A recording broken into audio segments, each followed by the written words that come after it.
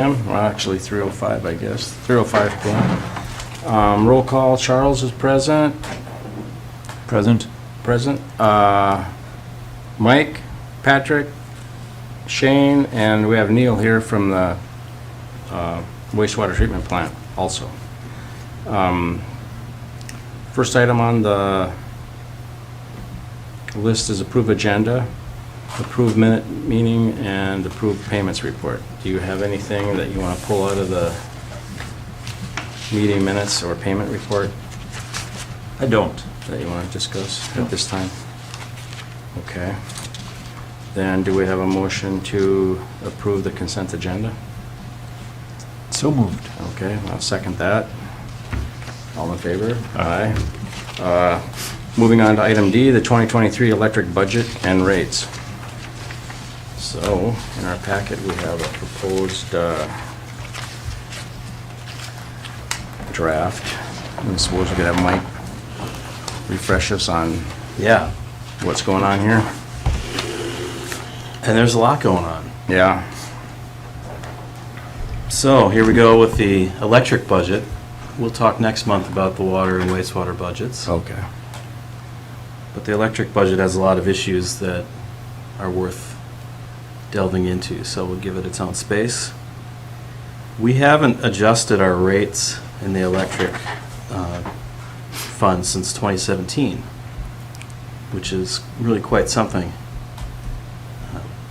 That's due to a number of factors. One of them is that SIMPA's performance has been exemplary and wholesale rates have not adjusted a lot since then. One of them is we've managed to refinance our debt twice since then to lower those payments. And one of them is we've just been performing well in the electric fund as a business entity. So, good news, since 2017 we haven't adjusted rates, but for 2023 we're going to need to do that. I'm recommending a 3% increase, but we can talk about why that is and what that would mean. So in the report, you'll see a summary, just high-level category summary of the different ways that the electric fund spends money. We also have a line item budget, but it's really not a lot more useful to look at that than to just think about the categories. We can dig into the line item budget if you want to, if you need to. But these are the broad categories, and as you can see, the number one expense for the electric department is purchased power. That's our wholesale power bill. Every month we get one. It's made up of components that include our demand charge, some transmission costs, and on and off peak energy rates. SIMPA is suggesting that, well, they actually have implemented now a 15% wholesale rate increase because of things that have been going on in the electric market recently. Significant fluctuations, significant issues that have not been doing very well for us this last year. So that's in place, and we'll be talking about whether we want to do more in the upcoming months. 15% wholesale increase, pretty significant. Is that what they did now? That's is done. That what, Yep. that's what they decided to do. Okay. One of the things about SIMPA, our power purchase agreement with them, which is the basis of our relationship, requires us to buy all of our power from them, but it also requires things of the organization, including there needs to be a time period, 3 months basically, between when they propose a rate and when it takes effect. So they did this in the summertime when things were looking a little grim. They put this in place as we might up to this much when we may need to do, and sure enough they're going to need to do it. So what effect does it have on us? We'll get to that. Well, let's start with personnel. You can see the actual expenses for personnel in 2019, 20, and 21. 22 is a budgeted number, and as you can see, it's quite a bit higher, and that's because we added a third position in the department. So what this pays for is 2 journeyman line workers, 1 apprentice line worker, which was added in 22, and then 32% of me, the finance director, Patrick, and Alyssa. So all of the administrative positions that provide support to all of the organizations. We try to take some funding from each of these separate funds to help cover that.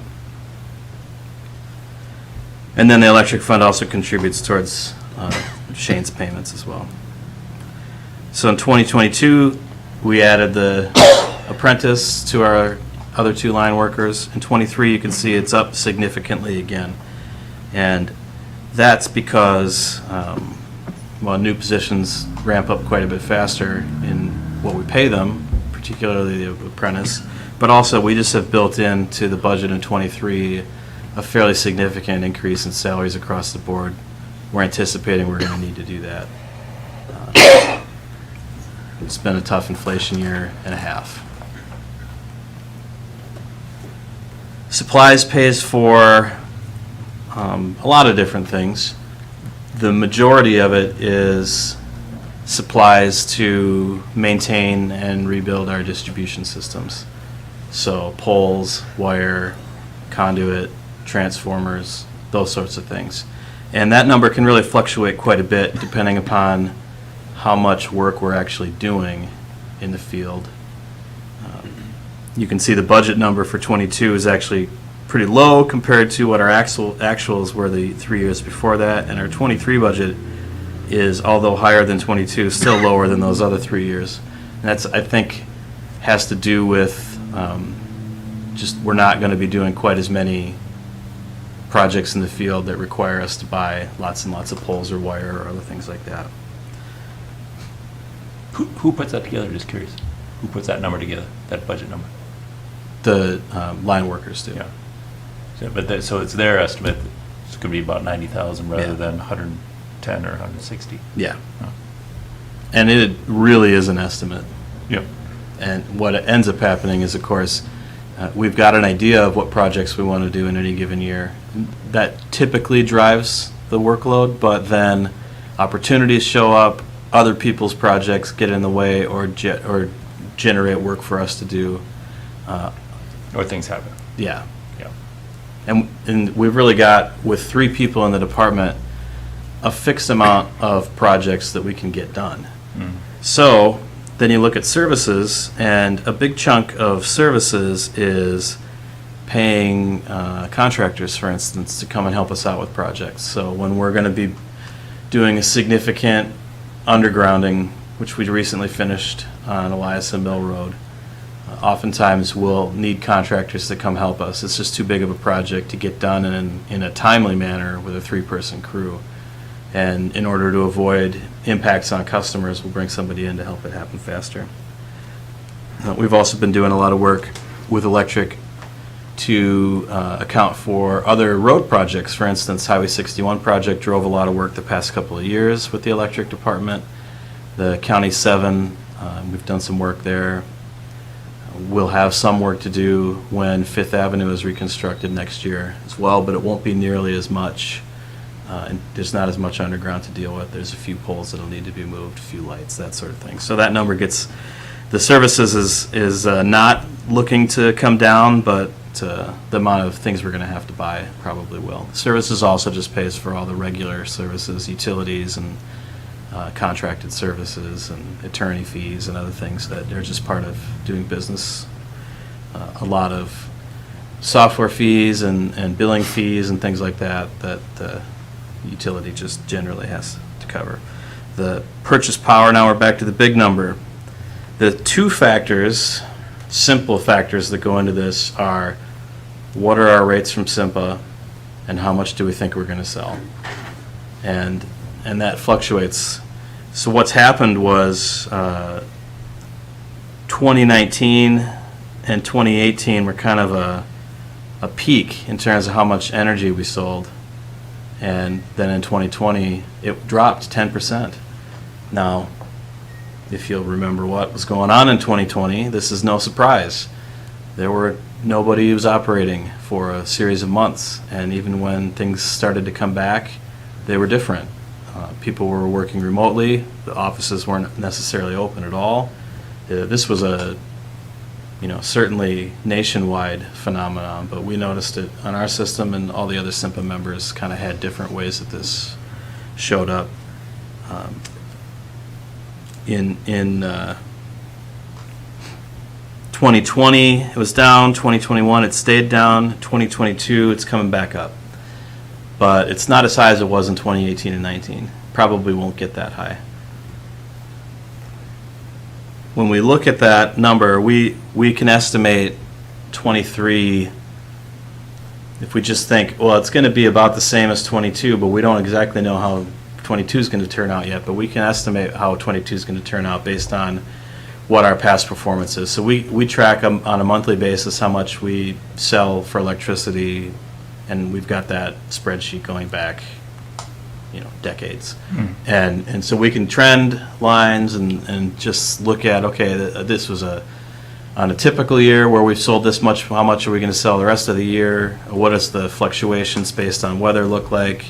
And it kind of dials us into a number. So that is the number we're imagining for 23 is 1.7 million, yeah. the same number that was going to happen in 22, but with a 15% wholesale rate increase attached to it. That's 1.84 now in 23. So that's a pretty big jump. So far, we've had a pretty big jump all across the board on these expense items. Miscellaneous is just literally that, and you can see it's not a very big component of the budget.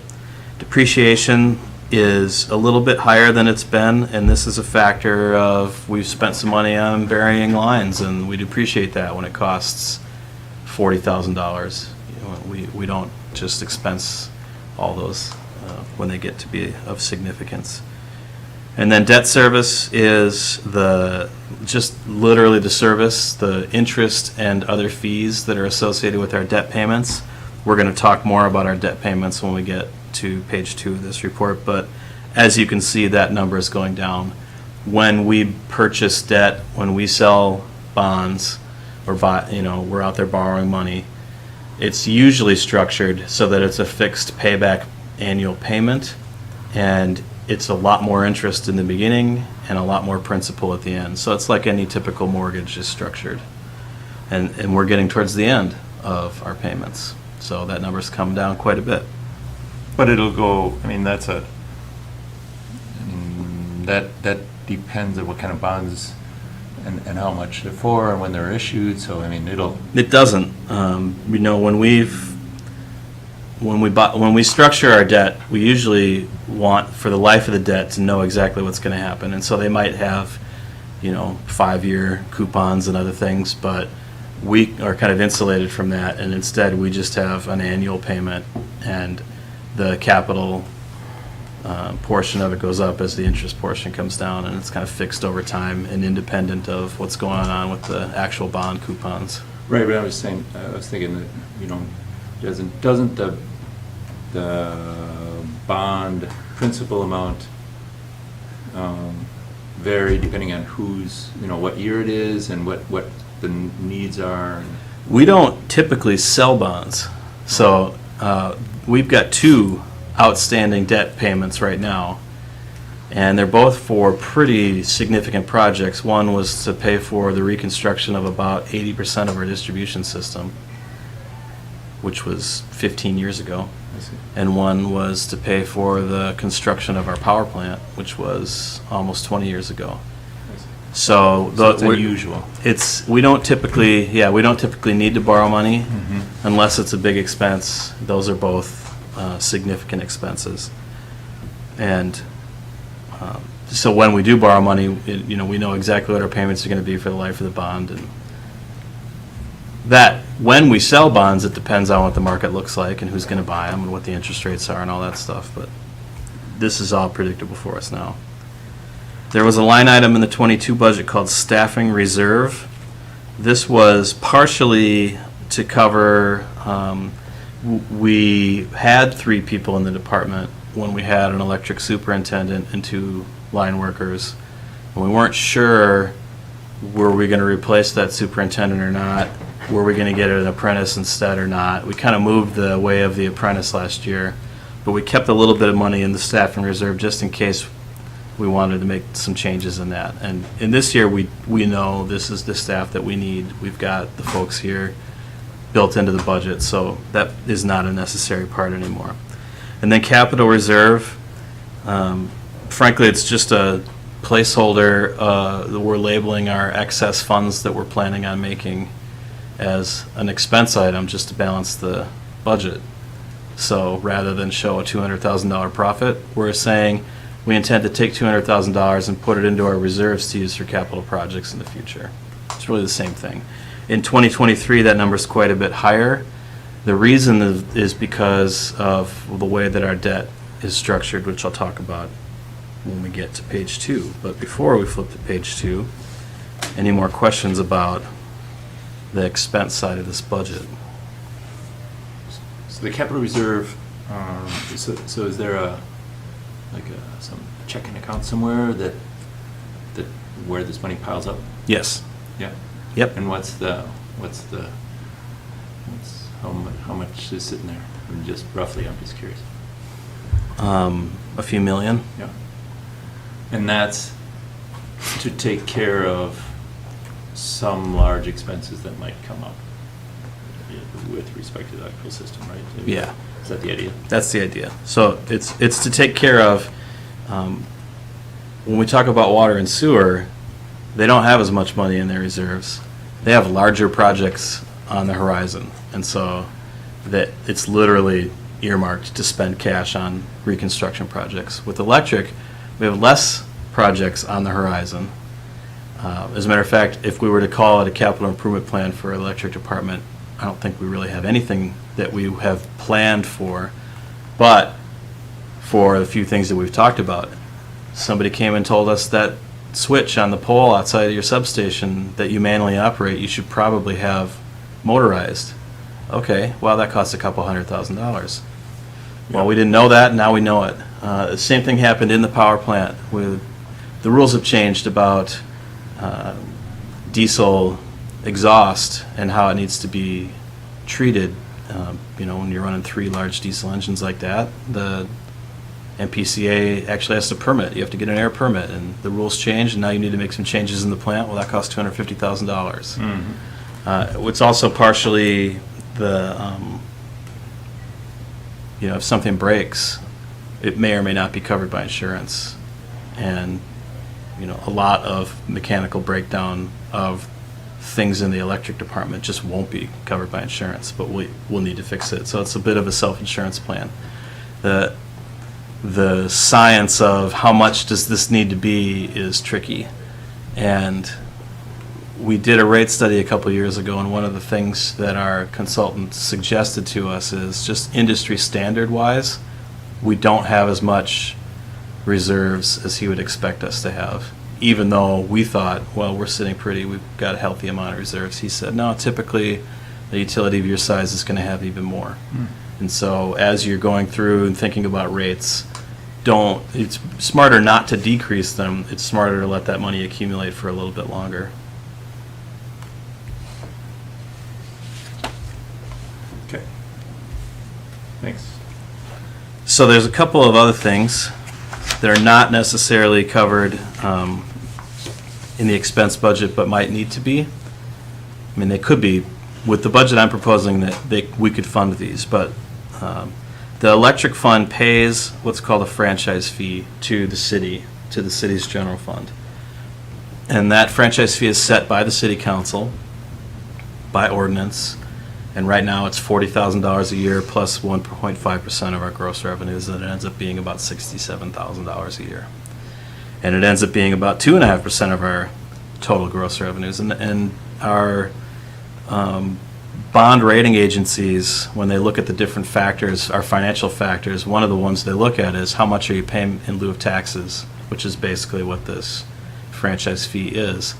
And at our level, they consider that very low, and it's not until it gets to about 5% where they even start paying attention to it as a factor. And so we don't want them to think it's high. It's good that they think it's low, but we could increase it to 5%, and they would expect that, and it would not have a negative impact on our bond rating. So this is something we've been talking about doing, is increasing the amount that the electric fund is paying in lieu of taxes to the general fund up to more like that 5% number. So, as much as 125 or 130,000 instead of 67. Can you talk more about what this franchise fee is? It sounds like it's a way of the electrical utility being able to help support general city services. Is that? That's how it functions. Yeah. Why would they need to do that? The electric utility ends up having an impact on the city services. It has to use the city's rights of way. It's regularly, digging things up and fixing them. We would charge this of any utility that's doing business in town as an electric fund. Most cities do have some sort of franchise fee with an electric utility, and a lot of cities that have electric utilities have either this or something they just call payment in lieu of taxes, where because it's operating in a business-like manner, it's paying this instead of a property tax payment for the plant, the Yeah. power plant, and other things. Yeah. But it's just a transfer, the way it operates from the electric fund to the general fund. Yeah. We're fortunate to have an electric utility. It really affords us a way to operate all of our departments with a little more horsepower, just because we've got a public works garage that the electric fund is paying a big chunk of because they use it, but we all get to use it. And we wouldn't have one that's nearly as sophisticated if we didn't have an electric utility.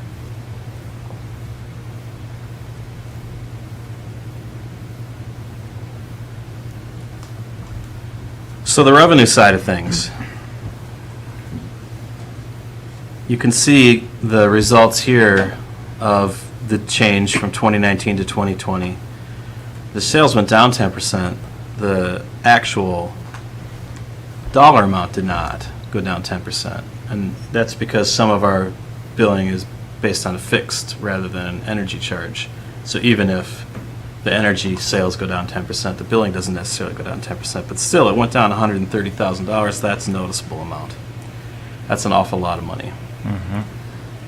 And 2021 was higher, but not a lot higher. And remember, we didn't raise rates between 19, 20, and 21, and even 22. That's all the same rates.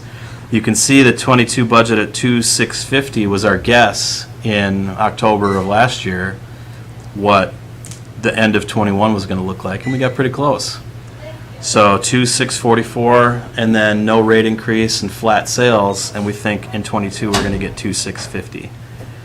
We're actually trending a little higher in 22, so I think we'll end up closer to 2,750 in 22. And I'll take that over to 23 then and say, if we have flat sales in 23, we should expect, if we don't change rates, to collect about $2,750,000. And then if we want to consider a rate increase, I'll put that at the last line item here. We have some miscellaneous revenues, interest on deposits, fees for services that are not part of our typical, like, if our guys are out working on a project and we charge an hourly rate for them, we'll put that in the miscellaneous category. It doesn't happen very often. If we sell merchandise, which again doesn't happen very often, but sometimes we might sell some wire or something that we have, then that goes in miscellaneous. SIMPA payments, we have a second contract with SIMPA. The reason that we could build the power plant that we have is that SIMPA buys the capacity of that plant, and they get to decide when it needs to be operated. We also get to decide when it needs to be operated. But the capacity is theirs, and the capacity is one of the factors that the electric market uses just to operate itself. That we want to know that, just from an accounting perspective, we have the generation capacity to serve the energy demand that the system has. And so every organization like SIMPA that knows what their demand is has to be able to answer the question, where's the capacity to serve that demand? And buying these capacities from some of the cities that have power plants is one of the ways that SIMPA does it. It's one that they intend to keep doing, which is good, because our plant is 20 years old and we're coming to the end of paying for it. Conveniently, when we built it, the debt payment was about $216,000 a year, matched very nicely with the capacity payment. Over time, the debt payment's gone down because we've managed to refinance a couple of times. The capacity payment's the same, and it looks like will remain that way into the future. If not at this rate, something similar to it. So that's one of the questions that SIMP is working on right now is it's time to renew our capacity agreement with them as well. And are we going to do it at the same rates, or is there a different rate? And they're trying to figure out what's a fair rate to do here. It would cost them significantly more today to add that capacity Right. new. So, You might think it would go up 15%, like their rates. Right? yeah, but probably not. And this is money basically they pay us so that if they need power, we'll provide it. Yeah. It's basic, and it's not necessarily power actually provided, it's more like, Just the ability to provide it Yeah. is what they're paying for. Yeah. That's what the capacity is. When we run the plant, they own the kilowatts, the kilowatt hours that we're producing at the plant. So even when we're operating that plant and we're off the grid, yeah, we're monitoring how many kilowatts are being produced there, and we're paying for them. yeah. Paying SIMPA for them. Right. At the same time, we get other payments from SIMPA. So if you look at the actual numbers, they're quite a bit higher than $216,000 in some years. And that's because SIMPA reimburses us for the costs of operating the plant when we have to, in terms of fuel, and sometimes there are other things that we get reimbursed from SIMPA for. So that 216 is the baseline, but then there are some times when it's significantly higher than that.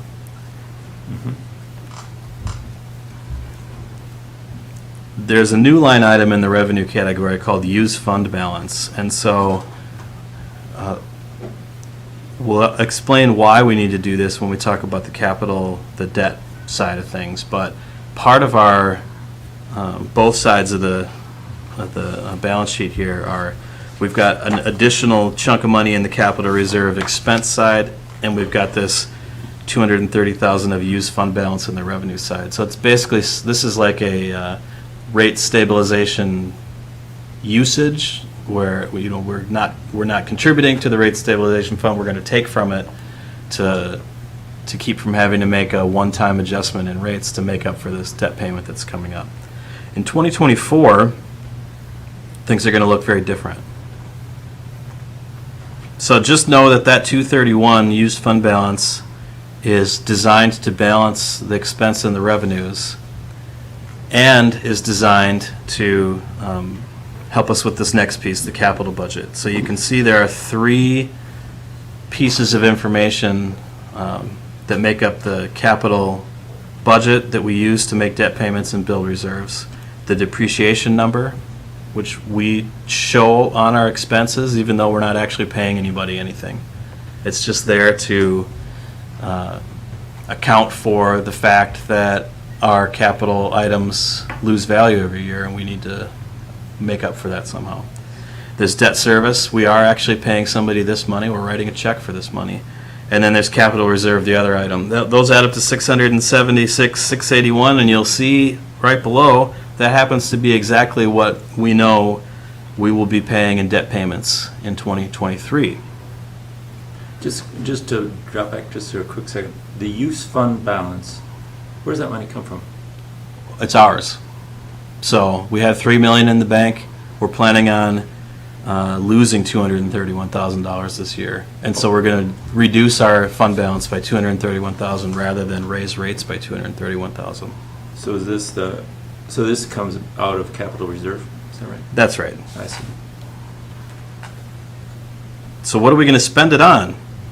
Here are the three debt payments that we have in 2023. We've got this 2012 power plant refund bond. So this bond is from actually 2003, and it's been refunded, I think, twice since then, but that's $197,913 is that a payment. This is the last one, 2023, last payment. We won't make that payment again.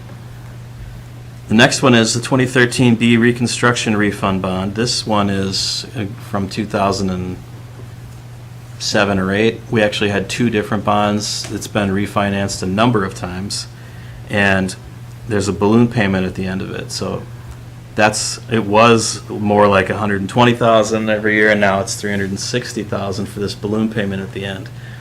And it's because of this balloon payment that we're planning on using the fund balance. We've been accumulating money to make this payment for the life of the bond, and now we're going to make the payment.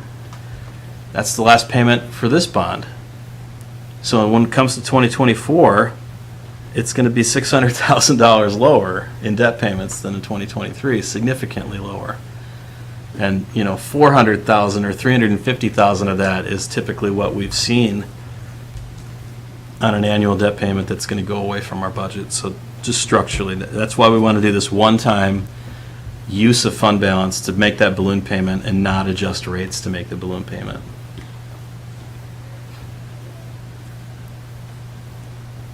So just thinking about what that 2024 budget will look like, if we do the rate increase, then of $82,000 or so, it'll be $2.83 million in utility fees, $216,000 in SIMPA payments, and maybe another $30,000 in miscellaneous. And it's going to be a lot less than $3.3 million. But if you look at the expense side again, that $3.3 million, $400,000 of that is capital reserve that's really designed to make this last bond payment, and we're not going to need to anymore.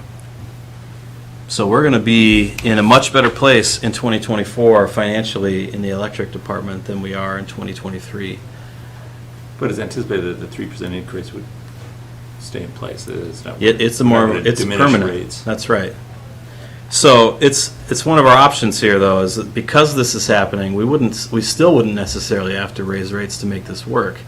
We could just add that $80,000 to use fund balance instead, not raise rates, and then look at 2024 and say, if there are more increases, we can absorb them just because our debt payments are going to go down.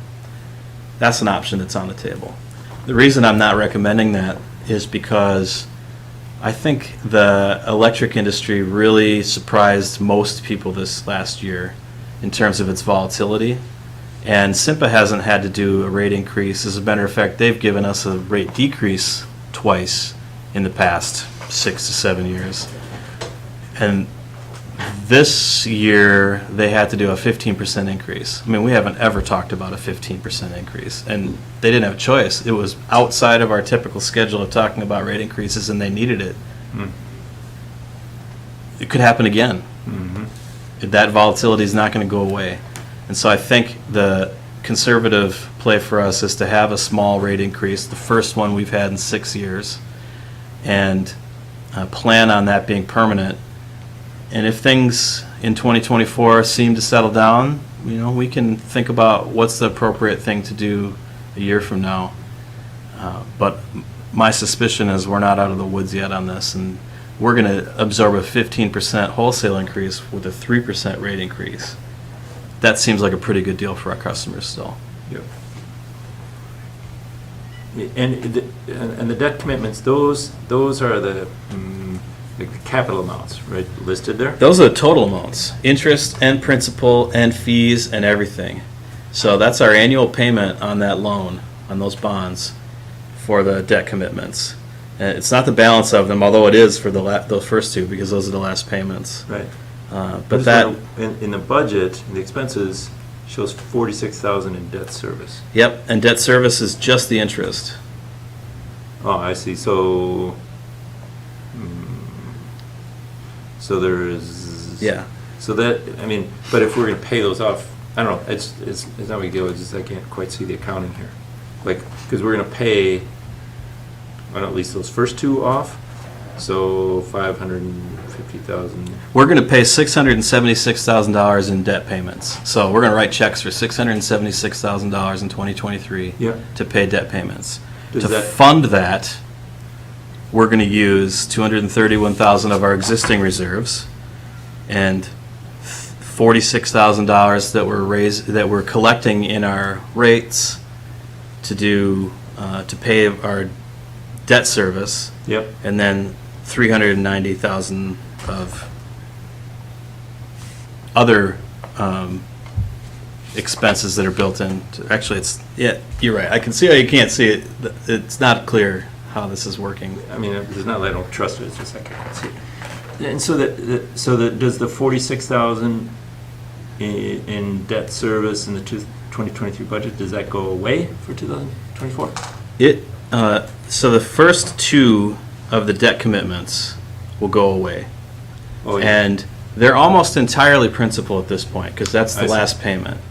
The third one, it won't go away. I see. And I think it's probably I think it's 38 or so of that is interest on that third payment. So that's what'll be there in 2024. So to look at that expense budget, what's it going to look like in 2024?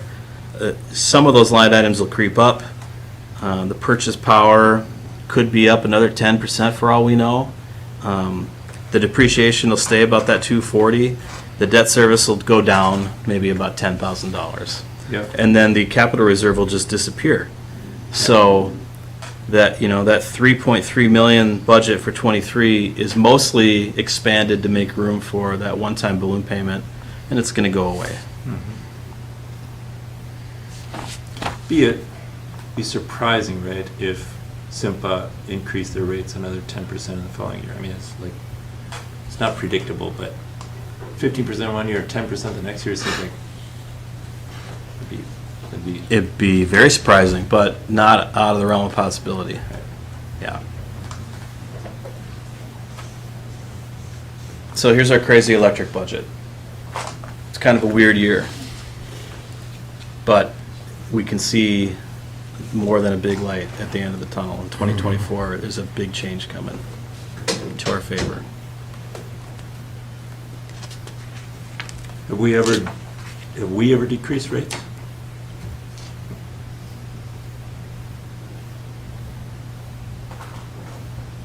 Yep. So, but if things go well, what would happen is we would continue to accumulate money in the capital reserve. Yeah, and I think once we're going to distribute the rate study that we did for you all to spend some time with over the next month, so we can talk about what would our goal be in terms of enough's enough and now we don't need to do that anymore. We'll also spend some time next year talking about what might a capital improvement plan look like now that we have really no significant large projects in the near future. Yeah. What are the things we might want to spend money on? Yeah.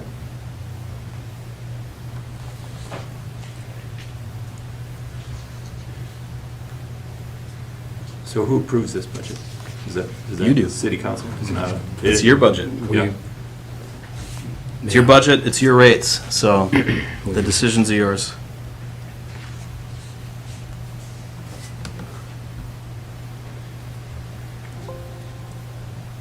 And how do you anticipate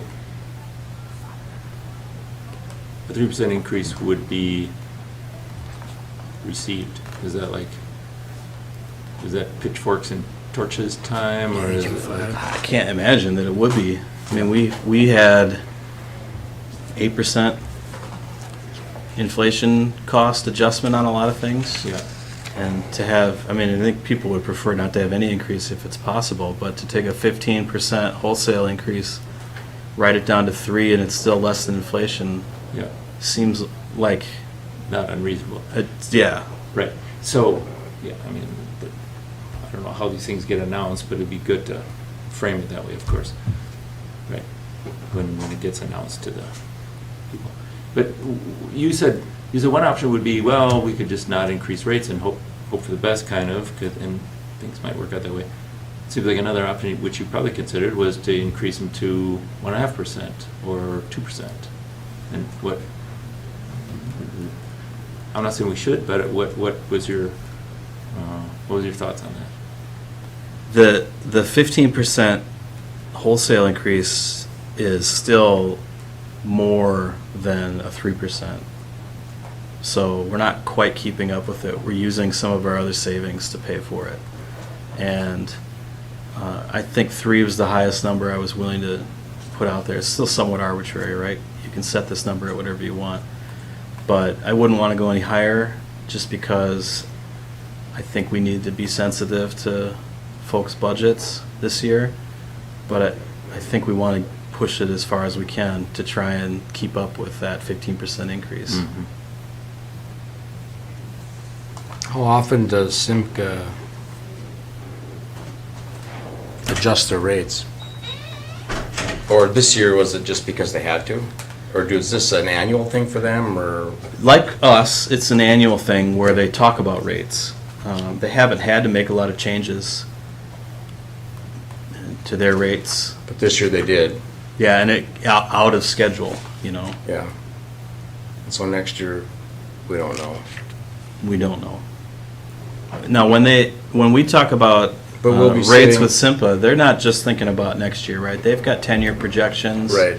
They're looking ahead and saying, if these factors occur in the economy, then here's the range of outcomes that might happen, and here are some rates changes that we might need to think about in the next 5 years. And, you know, so they're looking kind of down the road quite a ways, and they're not imagining another significant increase next year. But I think the object lesson here is they did this last year and didn't imagine they would need to do this increase. As a matter of fact, they were going to pay us a rebate. Hmm. And now that's not happening, and instead it's this, and it was a big, big, fast change, and maybe we don't know very much yet. But what we've got built into this, if we look out like into 2024, when we get rid of this $676,000 outlay that we're doing next year, Yeah, we won't have that for the following year. that's right. And so if they had a 15% increase, we went 3. If they were to raise again, at least we'd have a little buffer built in here to absorb. Like, technically, we're absorbing a 15% increase with only a 3% increase on our end. Right. So we do have a little bit of a comfort zone for the following year because of this debt service we're getting rid of. Yeah, I think And if they even do in come a with a 10 or bad, 15% raise, we may not have to raise.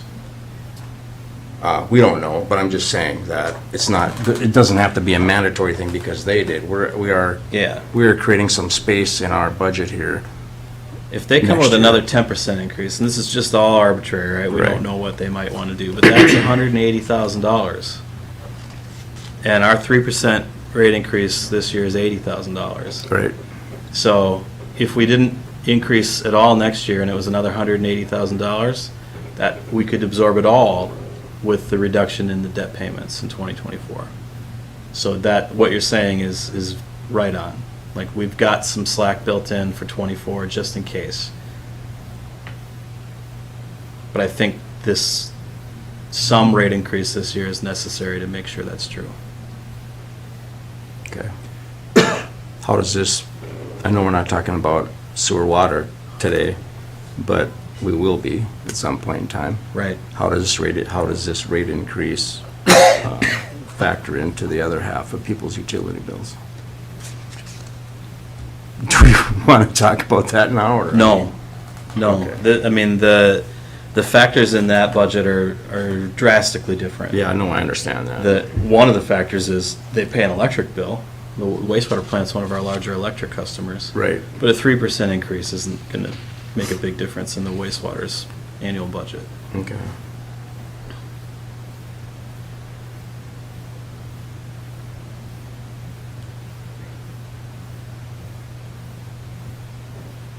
So is this something we're Okay. supposed to approve or not approve Yeah, today? well- If you want to, you can. We don't have to yet. We got some time. If you would rather spend some time with it, you can do that too.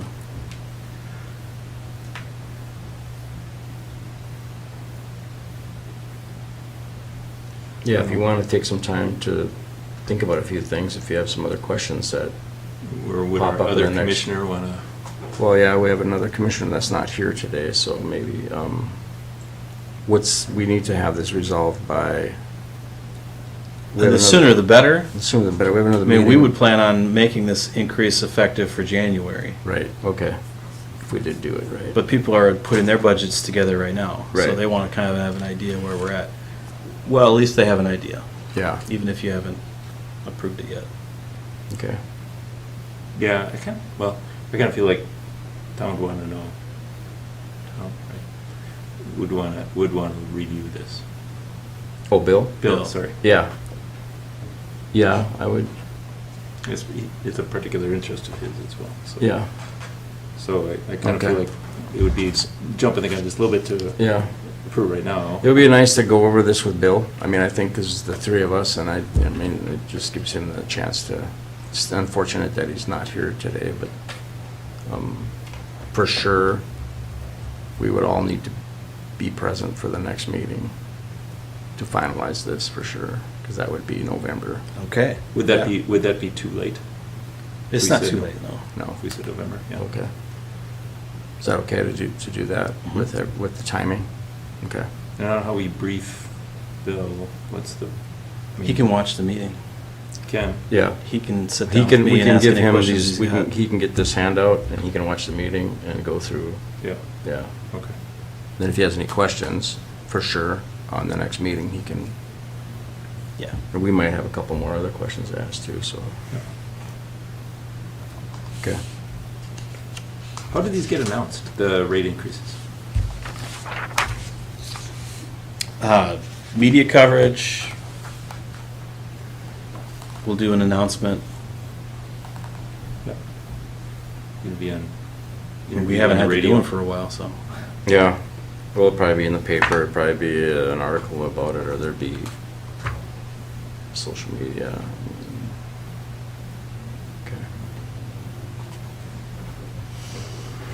Okay, so, we'll discuss finalizing the rate increase, what that will be at our November meeting when Bill is present. So moving on to item E, demand charge rate.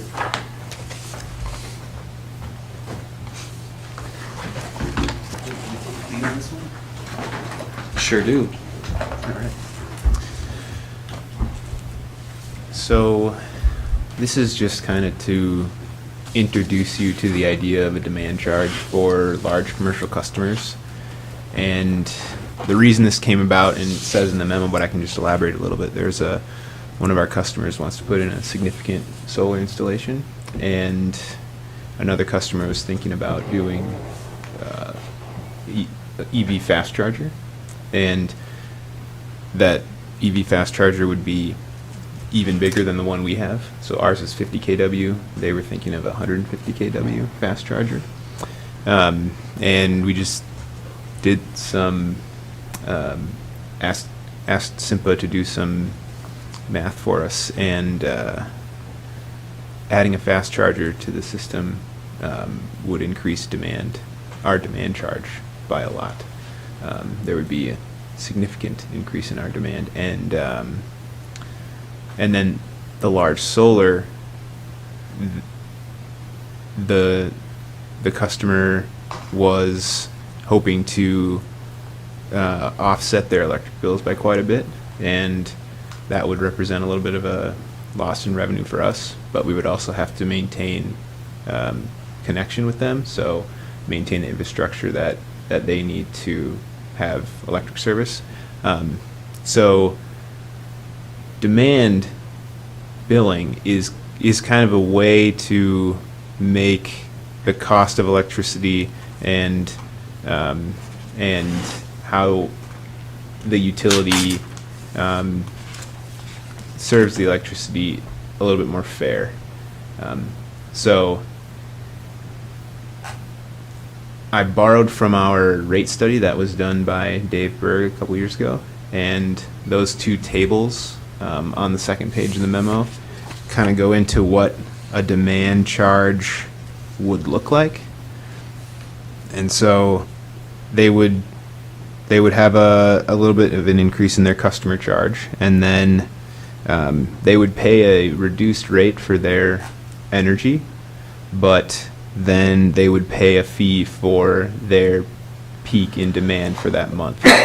And other utilities do this with like a 15-minute interval. So whatever their peak kilowatts for that 15 minutes is during the billing period. In this example, they would pay $8 for each kilowatt. So Shane, I read through this and I guess I didn't really get what's going on. Because it seems to me those two cases are pretty different. One's a person who wants to supply electricity to the system. The other one is a person who wants to draw a whole lot at certain intervals from the system. It seems like, so what? I don't get why those two both get discussed with to demand charges. I think I don't really understand demand charges, what those are. Yeah. So I don't think we expected them to come to the same place. They are different in our minds too, Yeah. and yet they did kind of come to the same place. Huh. But the way we would treat them is still different. Like when we talked to Dave Berg about it, he would not necessarily recommend that we charge a demand charge to the fast charger, but rather use a high energy charge to cover it. But what we were thinking about is, if that fast charger is being used and it happens to be when our peak is measured, it could potentially be, $5,000 a month just in our demand charges, because we're billed on a demand basis. We don't charge our customers on a demand basis, and so we were thinking about demand as an issue because of that charger. With the other one, we weren't thinking about the demand as an issue, but what our rate consultant says is that's the answer to how you make it more fair for a large customer that has their own generation. That's just what the industry does, is they move to demand billing, and it makes it more fair. So it ends up like, okay, we had these two completely different conversations that both ended up having us think about demand, and the conclusion is, well, we probably need to do this. The other thing that our consultant's telling us is we're the outlier here. No, most utilities already have a demand-based billing for their large customers. So the demand-based billing, so, residential customer, they have their use, and it varies during the day and depending on what's running, but it's not, the fluctuation isn't that great. Right. So but demand billing is for the cases where, I don't know, somebody flips a switch and all of a sudden these huge motors start running, Right. or the EV charger ramps up and all of a sudden that's, I don't know, yeah. what 10,000 watts a minute. And I you don't have know. to, we have to supply them with Right. the ability to use that much power, but they may not be using it very often and not efficiently. And so demand billing is a way to charge them for their potential to use energy as well as their energy usage. Right, so, but they're gonna pay on a kilowatt basis for that power, so why do we care, really? So this is the thing Let's I don't look really at the customer one, customer two, and the way their billing changes. And it's the load factor that's going to answer your question. So if customer one is buying the same amount of energy as customer two, but their monthly demand is half as big, what that means is their load factor is higher, meaning their curve is flatter. They are using more of their demand more of the time, so it's more of an efficient thing. For us, to sell 25,000 kilowatts to customer one, we have to build half as much infrastructure because their load factors, or their monthly demand is half as big. So we need half the size of a transformer. We need half of the, fusing and capacity. So it's cheaper for us to sell those 25,000 kilowatts to somebody who's using them more efficiently than to somebody who has big peaks and valleys in their usage. Right. And so when you move to demand billing, it actually does reward the person who's more efficient in the way they use power with a lower bill. Some customers would end up with a lower bill, and some customers would end up with a higher bill. And you can see these are actual rates. These are not real customers, but probably represent the type of changes you'd expect to see in our demand if we did install this rate. That some are going to go up and some are going to go down 5 to 10%. So load factor is sort of like, it's kind of like average use by comparison to the monthly draw. Is that kind of what that is? It is, yeah. So you just basically have a distribution chart of any given time period and how much of their peak are they using, and average that out, and that's their demand, their load factor. Yeah. So even the customers who has big demands once in a while, normally it's relatively low.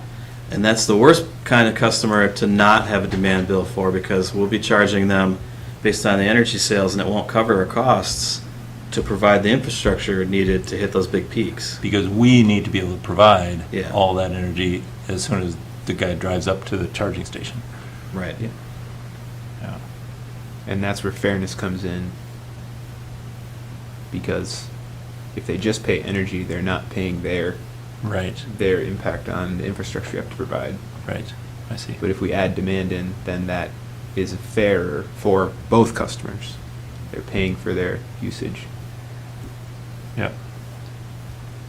And it answers the question of, if someone has their own generation, how do we, if we're not charging them for energy, how do we make sure that we're covering the costs of all the infrastructure needed to keep them grid connected? Right.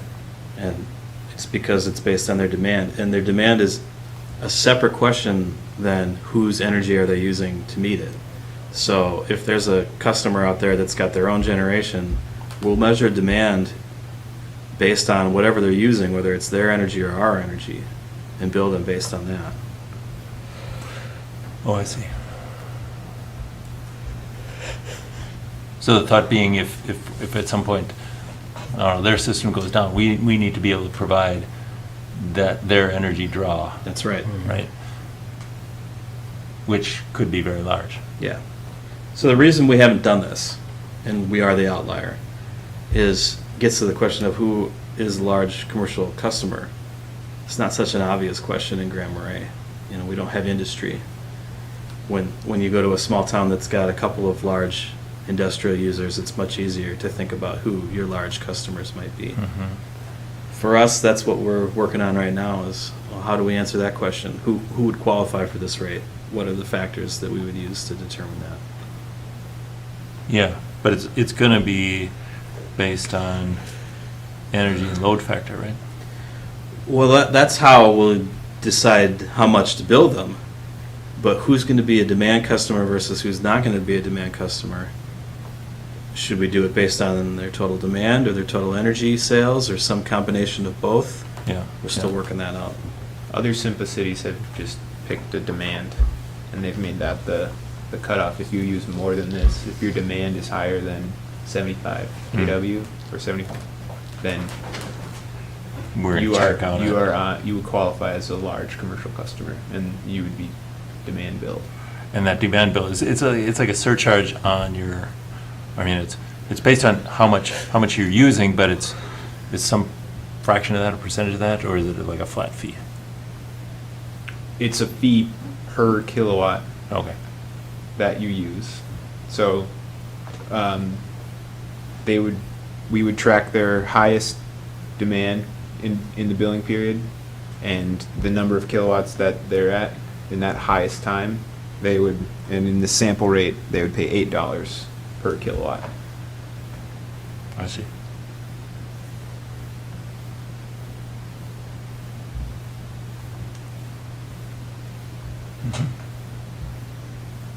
So, question here is what? I mean, the question for the PUC is what? No question yet.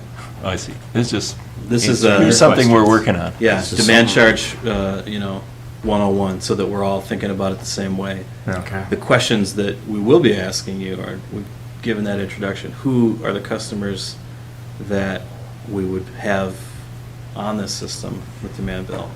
What are the cutoffs? And then also, what should the rates be? Although we have a pretty good start on that, because that was one of the questions that our rate study already dealt with. So Okay. what should the rates be?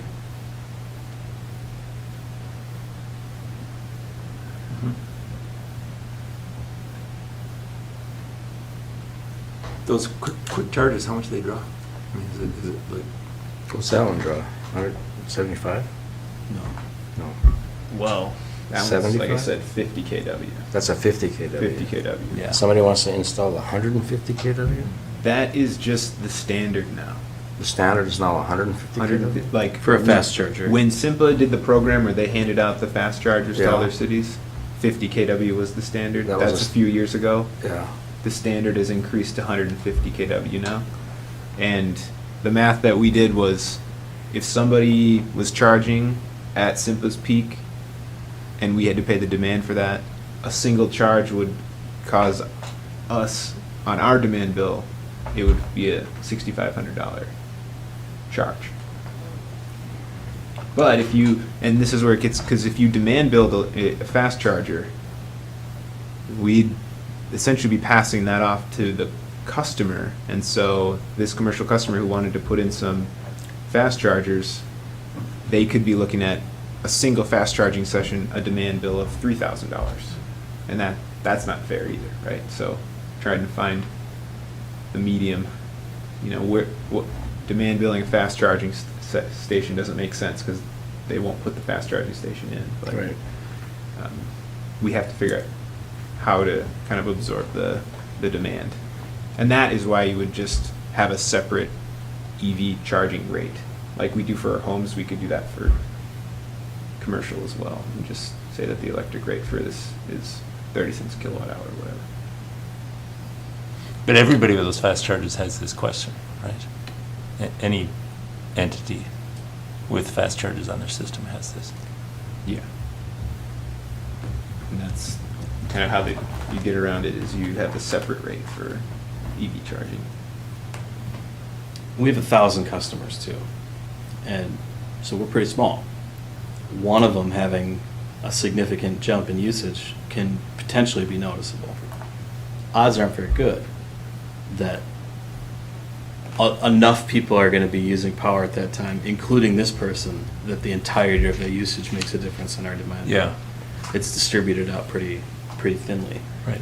For most utilities, though, that are bigger than us, most utilities are bigger than us, that's even more the case. And a handful of fast chargers in a town of 5,000 people or 10,000 people. Not noticeable in the demand. Probably not as Yes, in- noticeable. in the peak demand. Yeah.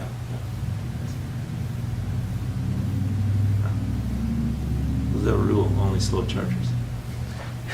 Well, you can be sitting around for a while if you have an electric car. Okay. So the conversation on this then, we're just been made aware of it, and now we're gonna try to identify. When we come back to you, Might we're fit going in. to come back with a proposal that says, this is how we would identify our customers. This is who they are, although we won't publicly Right. talk about them. We'll talk about customers A, B, C, whatever. And we'll show you, this is what their bill was, and this is what it would look like with the With new a new rate. rates. And we'll talk to them about it, too. Because we should have an ability to go back and do some ghost billing months with them and say, this is what it would look like. Mm-hmm. One of the things we can also do with customers that are demand charged is talk to them about how to reduce their demand. Find ways for them to smooth out their usage so that their load factor is higher, so that their billing is lower. Because really that is the same as our off-peak or dual fuel programs. We're trying to get people to lower their demand because it lowers our demand, Right. and then we pay less. Yeah. We'll just have the fast chargers available between the hours of midnight and 6 a.m. Yeah. Perfect. Charging at 2 a.m. is free. Yeah. Okay.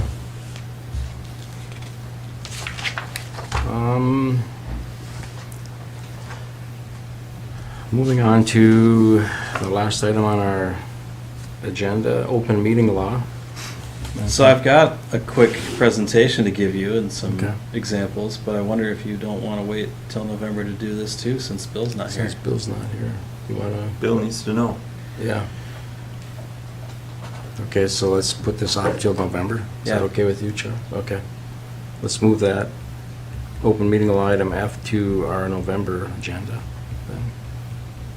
Okay. Any other questions, Charles, from today?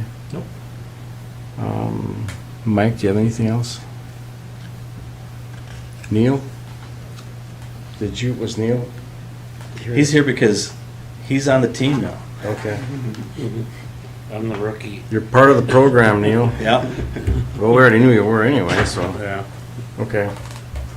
All right, well, then I guess I'll make a motion, or do we need a motion to adjourn, Charles? I move to adjourn. Okay, I second that. Motion made, and we'll be adjourning this meeting at 4:10 PM. Thank you.